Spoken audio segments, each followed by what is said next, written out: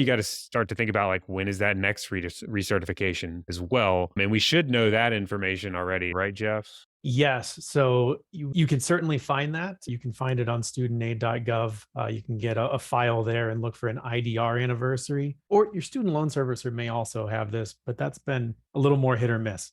But the big picture is that right now, it is very likely that no one that we're talking to has to recertify income prior to the end of the year, and likely sometime well into 2024 at this point. If you had a payment date or a recertification date that was happening throughout the year, anytime beyond 6 months past the payment pause, it gets pushed out another year. So basically, if you had a July certification date and it said it was July of 2023, that's now July of 2024. Mm. If you have a December certification date, December of 2023, that is also within 6 months after this pause ends. And so that would also then get pushed back a whole nother year. So, If your current date is within 6 months of the pause or right. ending date of the pause, then it goes another year. Right. So the effect of that is basically no one should have to recertify their payments again until 2024 at some point, possibly even a little bit later, but vast majority 2024. So if my repayment date was June of 2023, it's going to be June of 2024, right? Exactly. And if it was like November 2023, it'll be November 2024.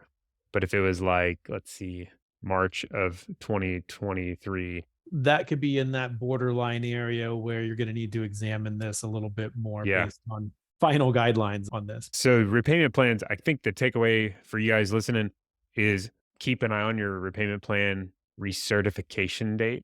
That's going to be important to understand when your next income recertification date is, because that's when they're going to require you to recertify. There, like I said, there could be cases where you want to do it earlier than that, but you want to know when that date is so that you can ideally you think about possible strategies, because there's typically like been a while since we've had to do this because nothing's been happening with student loans. But once we go back to the rules, it's going to be like, okay, well, let's think about how we want to file our taxes, or do we want to try to do it as early as possible or wait to the last minute, or do we want to do pre-tax retirement plans, or like there's all kinds of strategy around maximizing PSLF or even long-term forgiveness to think about. So that's an important takeaway.